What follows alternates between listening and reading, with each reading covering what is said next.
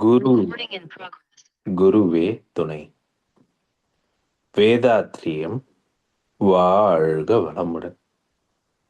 இன்று வரை தோன்றிய அனைத்து சித்தர்களும் மகான்களும் மற்றும் வேதாத்ரிய கோட்பாடுகளை அர்ப்பணிப்போடு உணர்வாக்கிக் கொண்டிருக்கும் வேதாத்ரிய உள்ளங்களின் மதிநுட்பமும் சூக்குமமாய் குரு அருளோடு சூழ்ந்து நாம் உய்வதற்கு துணை நிற்குமாறு என்று சங்கற்பட்டுக் கொண்டு இன்றைய தவ நிகழ்வை இறைவணக்கம் மற்றும் குரு வணக்கத்தோடு நீதே துவங்குகின்றோம். இறைவணக்கம் பாட அருள்நெறி தமிழரசி ஆறுமுகம் அம்மா அவர்களை அன்புடன் அழைக்கின்றோம். வாழ்க வளமுடன் அம்மா. பாடத்துக்கு வாய்ப்பு இருக்கா? பாடுறேங்கய்யா. வாழ்க வளமுடன். வாழ்க வளமுடன். எல்லாம் வல்ல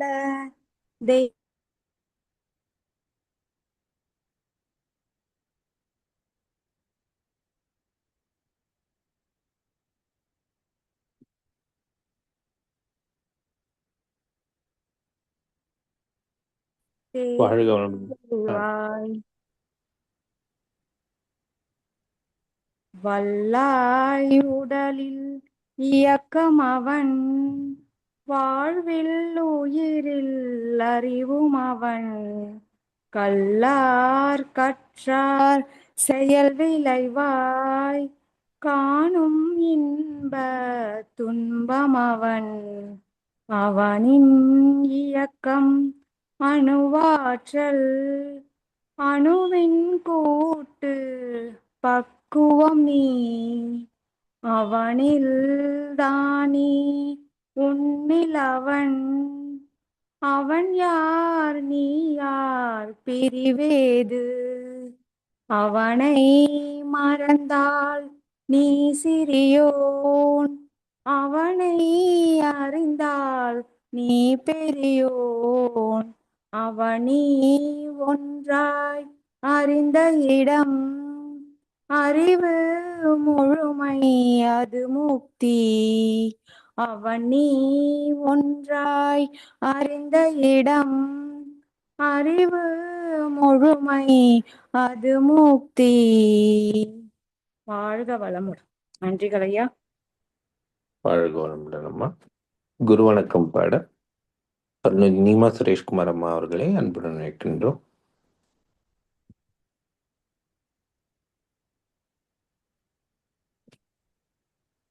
வாழ்க வளமுடன் அம்மா.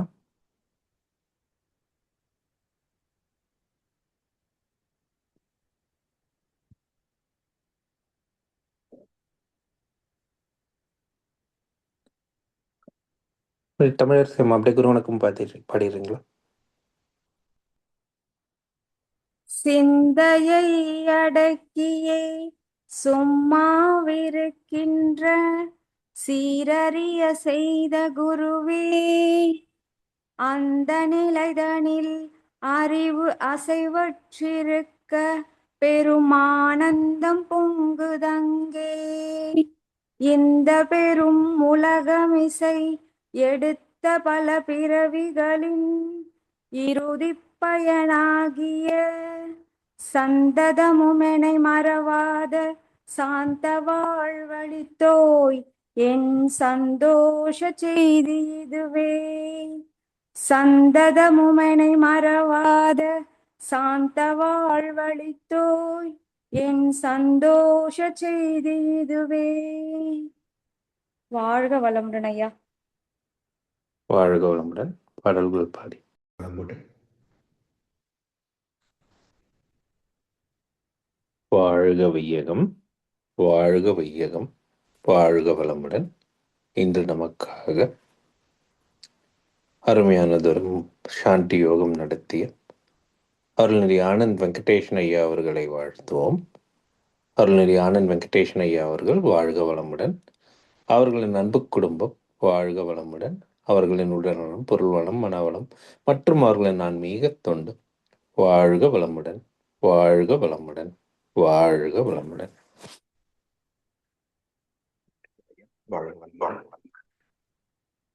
தொடர்ந்து ஞானமும் வாழ்வும் கவிதை தொகுப்பில் இருந்து இன்றைய கவிக்கு விளக்கம் வழங்கிட மூத்த பேராசிரியர் ஞானாசிரியர் அருள்நிதி பழனிசாமி வேலுச்சாமி ஐயா அவர்களை அன்போடு அழைத்தமைவோம்.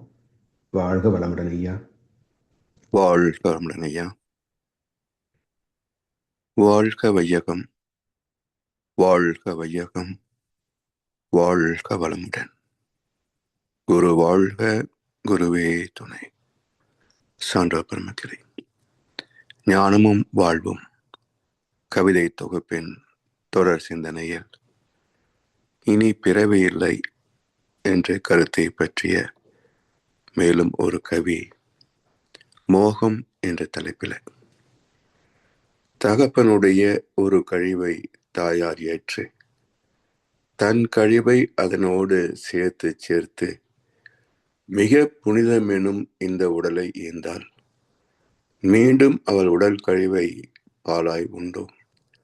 சுகப்பிணைப்பின் அடையாளமான இந்த சுக்கில சுரோனிதம் சேர்ந்து உருவாய் வந்த முகப்பினையே உடல் வளர்ச்சி பெற்ற பின்னர் முன் நினைவால் நாடுவதே மோகமாகும்.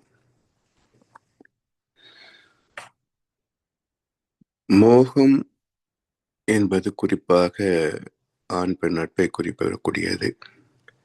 சில இடங்களிலே பொதுவான ஆசைகள் என்றும் குறிப்பிடப்படும். மோகம் என்னும் மாய பேயை நானும் கொன்று போட வேண்டும், இல்லை என்றால் எந்த மூச்சு நின்று போக வேண்டும் என்பார் பாரதியார். அதாவது மனிதனுடைய அனுபவங்கள், ஆசா பாசங்கள், இதிலே துவக்கம் முடிவு இரண்டும் கிட்டத்தட்ட ஒன்று போலவே இருக்கும். துவக்கம் எப்படி? தகப்பனுடைய ஒரு கழிவை தாயார் ஏற்று தன் கழிவை அதனோடு சேர்த்து அதாவது கண்ணசன் இதை பற்றி நிறைய ஒரு 2-3 கவிகளுக்கு மேலேயே சொல்லியிருக்கிறார். தந்தை தவறு செய்தால் தாயும் இடம் கொடுத்தால், வந்து பிறந்து விட்டோம் ஆனால் வாழ தெரியவில்லை, அருகில் இருந்து சொல்லிக் கொடுத்தா விவரம் தெரியாதா, விளக்கம் புரியாதா என்று ஒரு பாடலை சொல்வார். ஒரு வாழ்க்கையின் நோக்கம் தெரிந்து சந்ததியை உருவாக்கியிருந்தால் அந்த வாழ்க்கையே தெளிவாக அமைந்திருக்கும். போராட்டம் இருந்திருக்காது, மயக்கம் இருந்திருக்காது. ஆனால் மயக்கத்திலேயே வாழ்கின்ற சமுதாயம், அதிலே ஒரு ஆண் பெண் சேர்க்கை. அதுல பிறப்பது ஞானியாகவா பிறக்க முடியும்? பைபிளில் அறிவுக்கனி புசித்தால் ஏவாள் ஒரு புதிய உணர்வை பெறுகிறாள், தான் என்ற உணர்வை பெறுகிறாள்.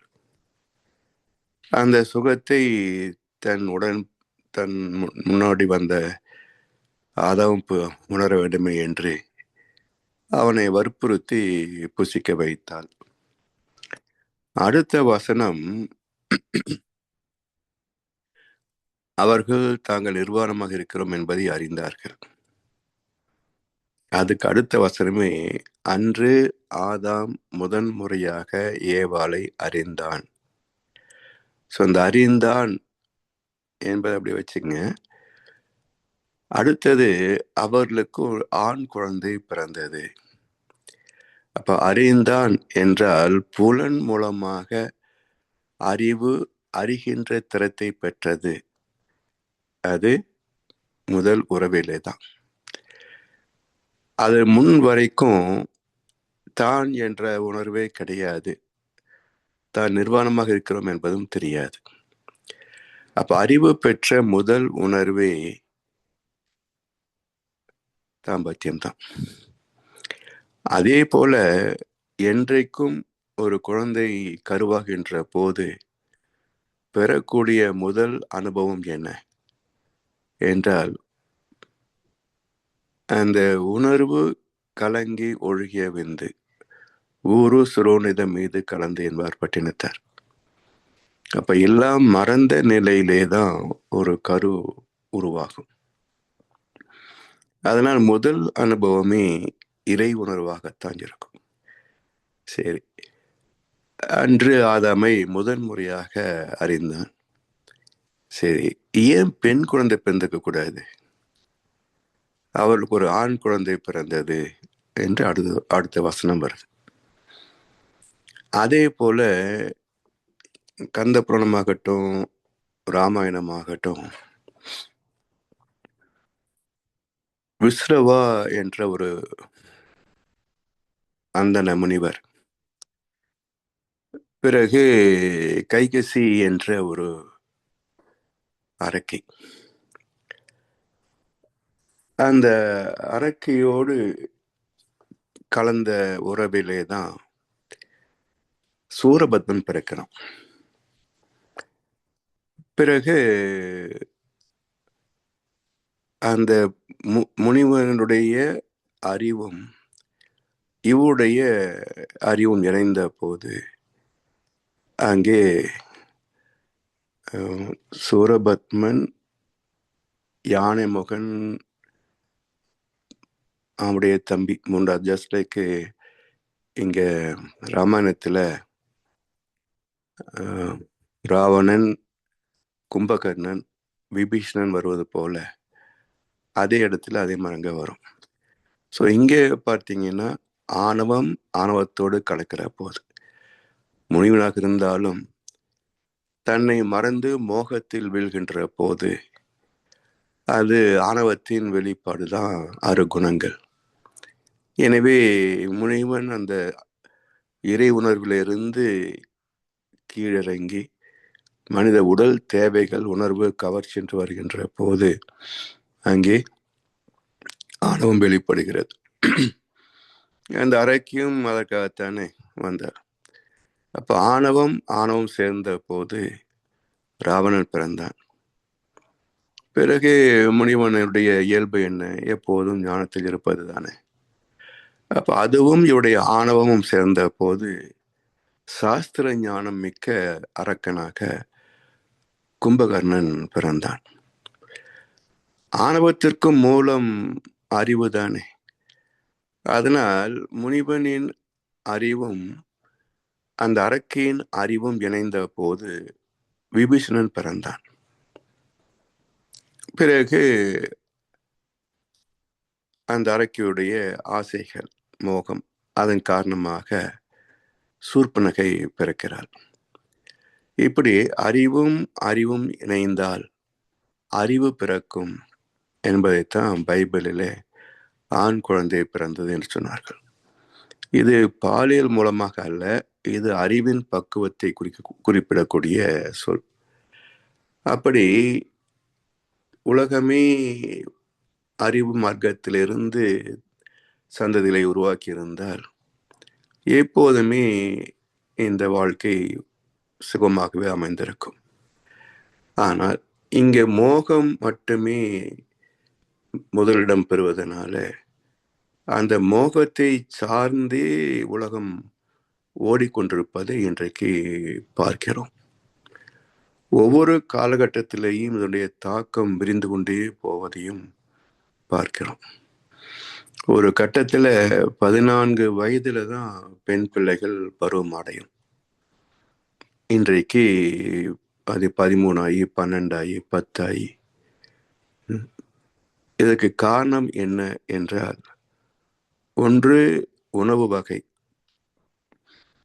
அதை விட முக்கியமான காரணம், இன்றைக்கு தொலைக்காட்சி இல்லாத வீடு கிடையாது. அப்போ அதில் பார்க்கக்கூடிய காட்சிகள் உணர்ச்சியை தூண்டுகின்ற போது அந்த குழந்தைக்குள் இருக்கக்கூடிய அறிவு அதை உணர்ந்து அதுக்கு தக்க ஹார்மோன்களை தூண்டிவிடும். அதனால் இது எந்த பெண் பிள்ளைகள் டிவி மற்ற இதிலே ஆர்வமாக இருக்கிறார்களோ அவர்கள் சீக்கிரத்திலேயே பக்குவமடைவதை பார்க்கலாம். ஸோ இப்படி இன்றைய காலகட்டத்தில் மோகத்துடைய தாக்கம் விரிந்து கொண்டே போய் உச்சம் தொட்டுக்கிறது என்று கூட சொல்லலாம். அவருடைய சீர்கேடுகள் தான் சமுதாயத்தினுடைய குற்றங்கள் எண்ணிக்கை பெருகிக் கொண்டே போவது. எனவே தகப்பனுடைய ஒரு கழிவை தாயார் ஏற்று தன் கழிவை அதனோடு சேர்த்து இது என்ன கழிவு, என்ன ட்ராஷா? அது ஏன் மகர்ஷி கழிவு என்று சொல்கிறார் என்றால், அது எப்போது கழிவாக மாறும்? அதாவது உடலை விட்டு ஒன்று வெளியே போகிற போது கழித்தல், கூட்டல் அல்ல, கழித்தல். அப்ப உடலை விட்டு வெளியே போவதனால் அது கழிகிறது, அது கழிவு அல்ல, கழிக்கப்படுகிறது, மைனஸ், ட்ராஷ் இல்லை. எனவே தந்தையின் ஒரு கழிவை தாயார் ஏற்று தன் கழிவு, அது மாதத்துக்கு ஒரு முட்டையை வெளியே போயிட்டு இருக்கு. அப்போ அந்த கழிவை அது கருவுற்ற பிறகு நாதம் என்ற ஆற்றலை அதனோடு சேர்த்து, அதாவது இது கருவாகவில்லை என்று சொன்னால் அது இயல்பாக வெளியில் போகக்கூடிய ஆற்றல் தான். உடல் தேவைக்கு மேல் போனாலே அது வெளி வேகத்துக்கு தான் வரும். அதை சந்ததிக்கு என்று பயன் கொள்கின்றது. எனவே இது கழிவு என்பது வேறு அர்த்தத்திலே பொருள் கொள்ளக்கூடாது. உடலிலிருந்து வெளியேறுகிறது என்று மட்டுமே பொருள் கொள்ள வேண்டும். அதே போல் அப்படி உருவான கருவோடு 7வது தாதுவாகிய நாதம் தானே காந்தலைகளாக அதனோடு சேர்கிறது. அப்ப இந்த காந்தலைகள் தானே நாதத்திலிருந்து உடல் முழுவதும் சுழன்று ஓடி புலன் வழியாக, ஞான கர்ம இந்திரியங்கள் வழியாக அது வெளியேறுகிறது. அப்படி செலவாகக்கூடியது, வெளியேறக்கூடியது தான் கழிவு என்று பொருள் கொள்ள வேண்டுமே தவிர இது குப்பை என்ற கருத்தை பொருள் கொள்ளக்கூடாது. எனவே தகப்பனுடைய ஒரு கழிவை தாயார் ஏற்று தன் கழிவை அதனோடு சேர்த்து மிக புனிதமெனும் இந்த உடலை ஏந்தால், அதாவது இந்த உடல் பரிணாமத்திலே எவ்வளவு மாற்றங்களை சந்தித்து இவ்வளவு அற்புதமான நூதனமான ஒரு உடல் அமைப்பு பாருங்க. இந்த உடம்பின் ரகசியத்தை இன்று வரைக்கு கூட விஞ்ஞானத்தாலேயே அளந்து முடிக்கவில்லை இல்லையா? எத்தனையோ புதிய சர்ஜரி டெக்னிக்ஸ், அறுவை சிகிச்சை நுட்பங்கள் வாழ்ந்து கொண்டே தான் இருக்குது. அப்ப இன்று வரைக்கும் கூட மருத்துவத்துறை இவ்வளவு வளர்ச்சி பெற்றிருந்தும் கூட இன்னும் அவருடைய அறிவுக்கு எட்டாத உடலின் கூறுகள், நோய் கிருமிகள், ரத்தத்தில் உள்ள ரசாயன மாற்றங்கள் இப்படியெல்லாம் நிகழ்கிறது இல்லையா? அப்போ எவ்வளவு நுட்பமான நூதனமான ஒரு அமைப்பு மனித உடல். எனவே மிக புனிதம் எனும் இந்த உடலை ஈந்தாள். மீண்டும் அவள் உடல் கழிவை பாலாய் உண்டோம். சுகப்பிணைப்பின் அடையாளமான இந்த சுக்கில சுரோனிதம் சேர்த்து உருவாய் வந்த முகப்பிணையே. சுக்கிலமும் சுரோனிதமும் சேர்ந்ததுக்கான தூண்டுகோல் என்ன? அந்த வெளியேற்ற வேகம். இந்த வெளியேற்ற வேகம் என்பது இயற்கையின் பார்ப்பட்டது. அது இயல்பாகவே அளவு முறையோடு தான் இருக்கும். தூண்டப்பட்ட உணர்வுகளிலே தான் அது அளவுக்கு அதிகமாக முறையற்ற நிலையிலே செயலாகும். ஸோ ஒரு சித்தருடைய கவியிலே தினம் இருமுறை, வாரம் இருமுறை, மாதம் இருமுறை, வருடம் இருமுறை என்று ஒரு கணக்கு சொல்றார்.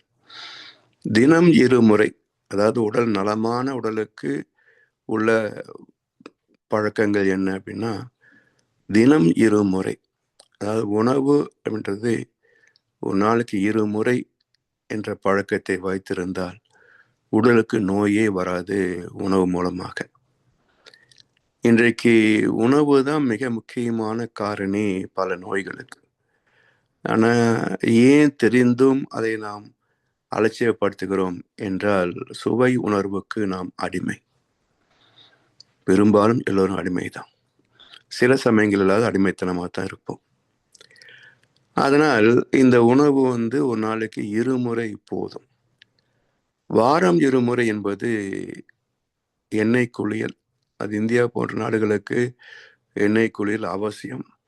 ஆனால் இங்கே அமெரிக்க நாட்டிலெல்லாம் இந்த ஆயில் பாத் என்பது அதிசயமாக இருக்கிறது.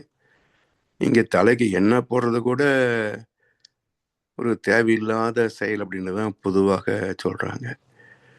அட்லீஸ்ட் அமெரிக்க குழந்தைகளாவது டெய்லி ஷவர் பாத் ஷாம்பு பாத்தாவது எடுப்பாங்க. நம்ம ஆளுக்கு வாரத்துக்கு ஒருக்கா குளிச்சு பழக்கம், தலைக்கு குளிக்க மாட்டாங்க, எண்ணெய் போட மாட்டாங்க. இப்படி சில பேர் இங்கே நம்ம பார்க்குறோம், பரட்டத்தலை மாதிரி வச்சுக்கிட்டு அப்படியே வெளியே வருவதையும் பார்க்குறோம். அது வாரம் 2 முறை என்பது ஆயில் பாத். மாதம் 2 முறை என்பது தாம்பத்தியம். அப்போ ஆரோக்கியமான உடலுக்கு 2 முறை போதும். வருடம் 2 முறை என்பது குடலை சுத்தப்படுத்தக்கூடிய பேதி மருந்து சாப்பிடுவது. இப்படி ஒரு ஆரோக்கியமான உடலுக்கு வழிகாட்டினார்கள்.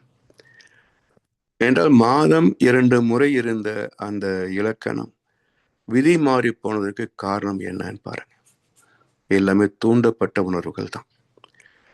பாடல்கள், காட்சிகள் எல்லாமே உணர்ச்சிகளை தூண்டுகின்ற போது அது சாமி சொல்லுவாங்க, எந்தெந்த புலன்களை அதிகமாக பயன்படுத்தி பழகியிருக்கின்றோமோ அந்தந்த புலன்களிலே ஜீவாந்த சக்தி திணி பெறுகின்ற போது மீண்டும் அதே செயலை செய்வதற்கு அது தூண்டிவிடும் என்பார்.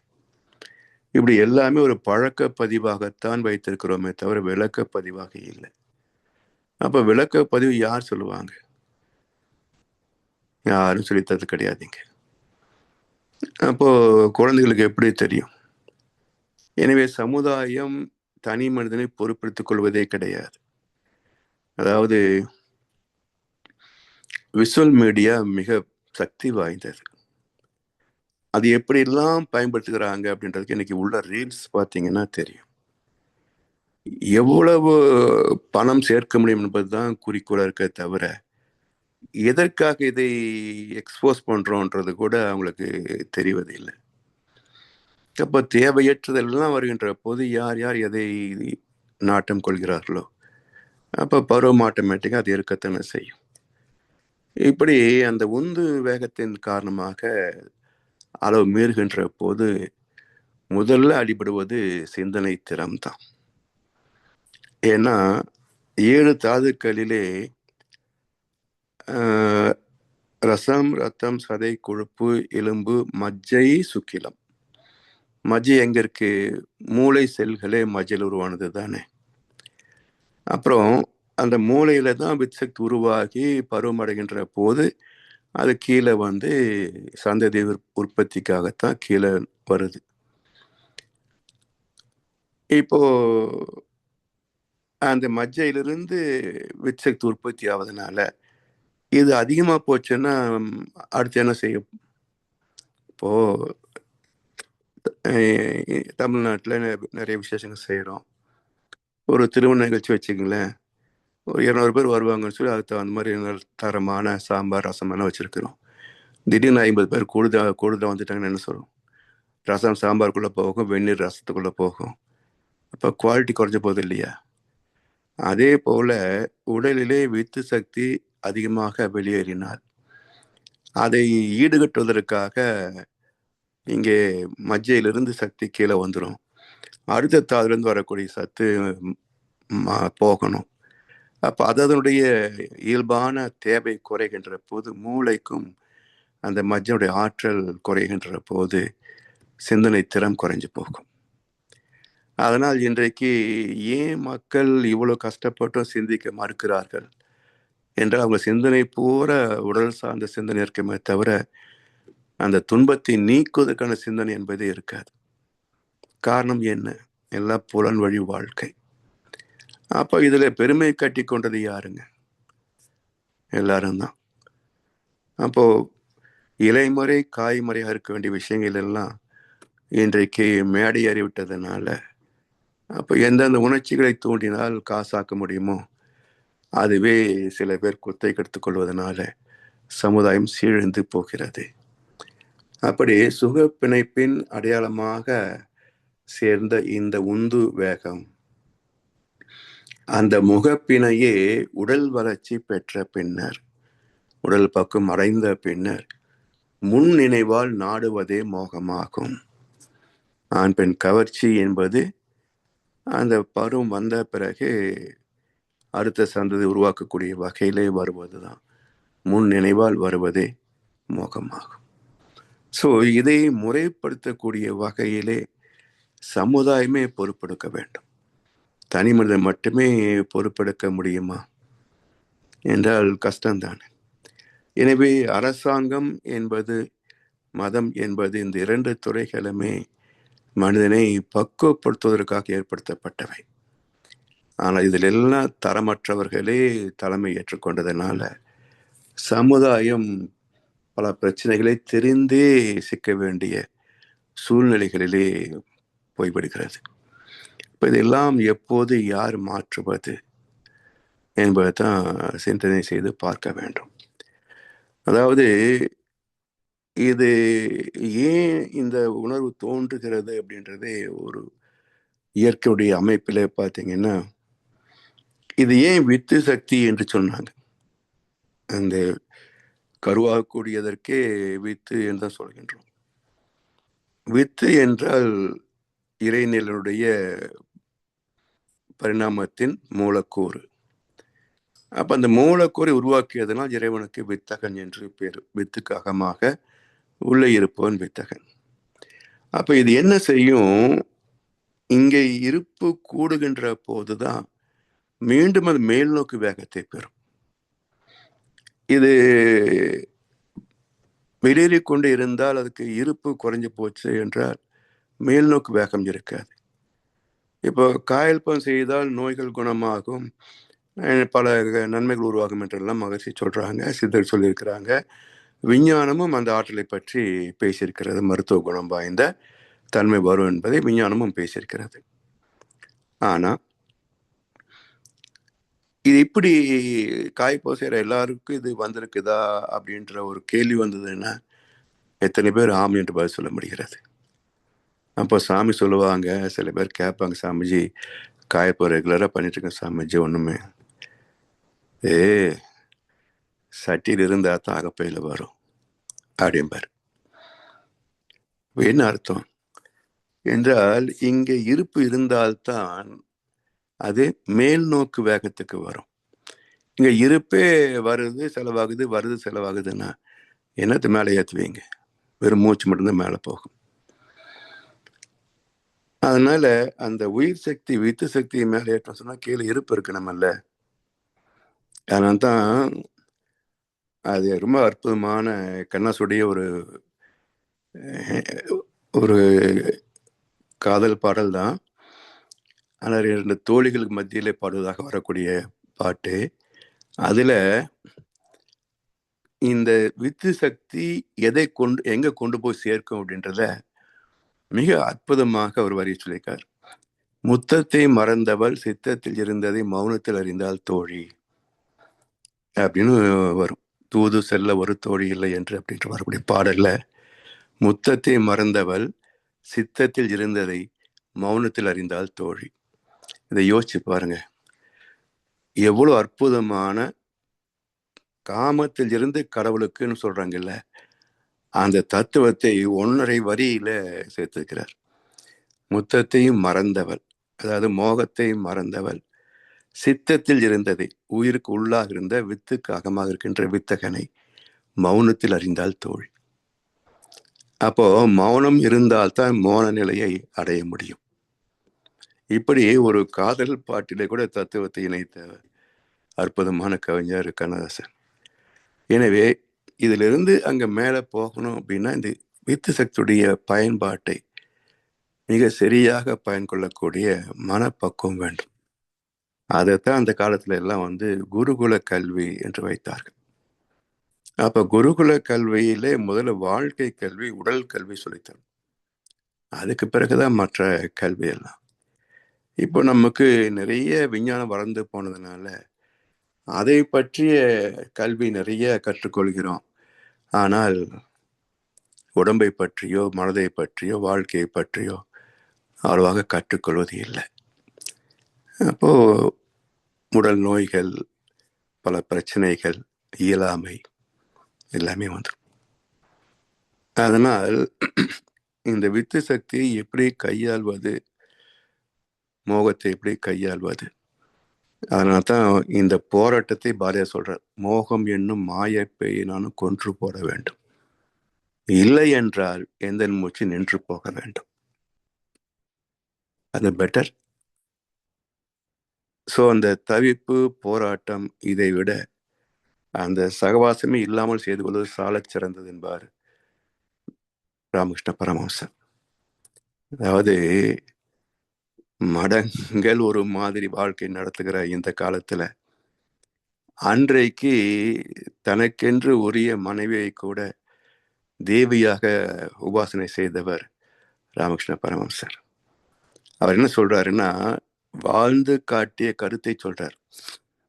இந்த புலன் வழி சகவாசத்தை பழகிக்கொண்டு பிறகு அவற்றிலிருந்து விடுபடுவது அவஸ்தை விட அந்த சகவாசத்தையே பழகி கொள்ளாமல் இருப்பது சாலச் சிறந்தது அப்படிம்பார்.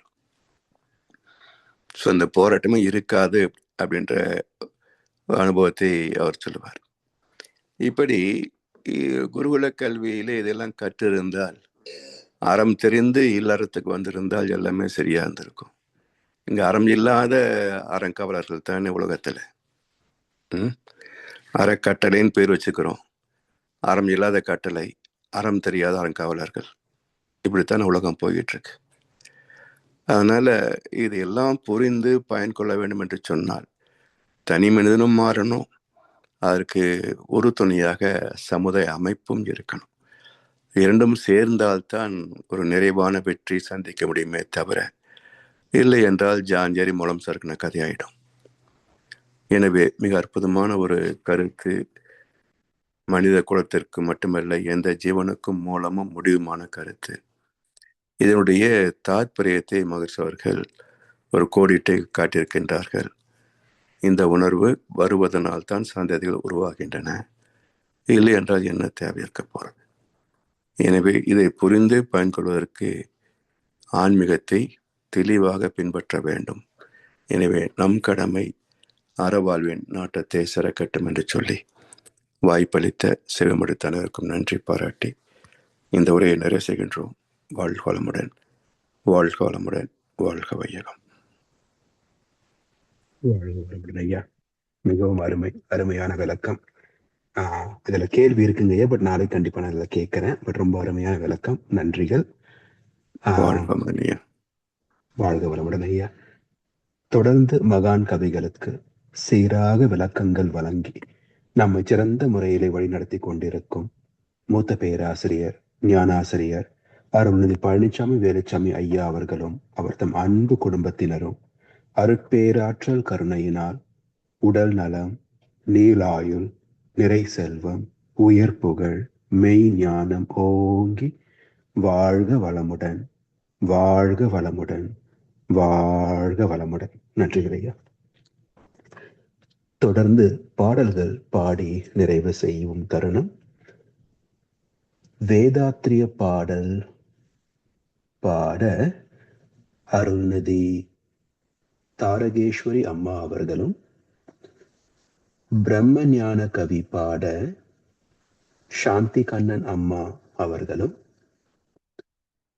உலக நல வாழ்த்து பாட நீமா சுரேஷ்குமார் அம்மா அவர்களும். வாழ்க வளமுடன். வாழ்க வையகம், வாழ்க வையகம், வாழ்க வளமுடன். வேதாத்திரிய பாடல். போரில்லா நல்லுலகம், பொருள் துறையில் சமநீதி, நேர்மையான நீதிமுறை, நிலவுலகுக்கோர் ஆட்சி, சீர் செய்த பண்பாடு, சிந்தனையோர் வழிவாழ்வு, சிறப்புணர்ந்த பெண்மதிப்பு, தெய்வ நீதி வழிவாழ்தல், தேர் திருவிழா தவிர்த்தல், சிறுவர்கட்கே விளையாட்டு, பல மதங்கள் பல கடவுள் பழக்கம் ஒழித்து உண்மை ஒன்றை தேர்ந்திடுதல். நன்றி. வாழ்க வளமுடன். வாழ்க வளமுடன் ஐயா. வாழ்க வையகம், வாழ்க வையகம், வாழ்க வளமுடன். குரு வாழ்க, குருவே துணை.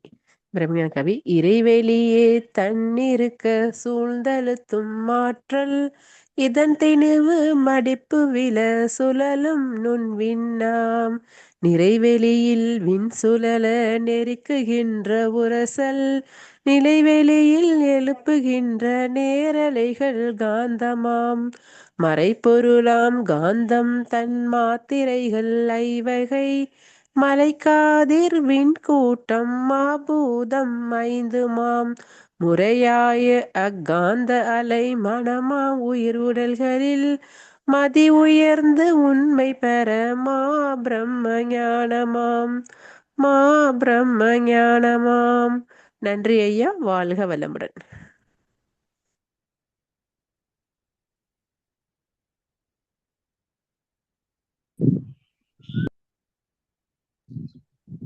வாழ்க வளமுடன். வாழ்க வையகம், வாழ்க வளம். உலக நல வாழ்த்து. உலகமெல்லாம் பருவமழை ஒத்தபடி பெய்யட்டும். உழவரெல்லாம் தானியத்தை உவப்புடனே பெருக்கட்டும். பல தொழில்கள் புரிகின்ற பாட்டாளி உயரட்டும். பகுத்துணர்வில் தொகுத்துணர்வு பண்பாட்டை உயர்த்தட்டும். கழகங்கள் போட்டி பகை கடந்து ஆட்சி நடக்கட்டும். கல்லாமை கடன் வறுமை களங்கங்கள் மறையட்டும். நல வாழ்வை அழிக்கும்மை ஞான ஒளி வீசட்டும். நம் கடமை அறவாழ்வின் ஆட்டத்தே சிறக்கட்டும். நம் கடமை அறவாழ்வின் நாட்டத்தே சிறக்கட்டும். நம் கடமை அறவாழ்வின் நாட்டத்தே சிறக்கட்டும். வாழ்க வையகம், வாழ்க வையகம், வாழ்க வளமுடன். நன்றிகள் ஐயா. வாழ்க வளமுடன்.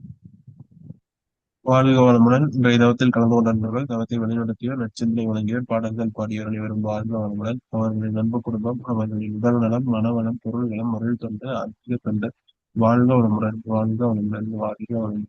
இத்துடன் இன்றைய காகிதம் நிகழ்வு நிகழ்வோடும் நிலை நிறைவு பெறுகிறது. இறையர்களும் குருவர்களும் நம் அனைவரையும் எப்பொழுதும் சூழ்ந்திருந்து நம்ம இந்த இறைநிலையுள்ள பயணத்திலே சிறந்த முறையில வழிநடத்தட்டும் என அனைவரையும் வாழ்த்தி வணங்கி நன்றி கூறி அமைகிறோம். வாழ்க வையகம், வாழ்க வையகம், வாழ்க வளமுடன்.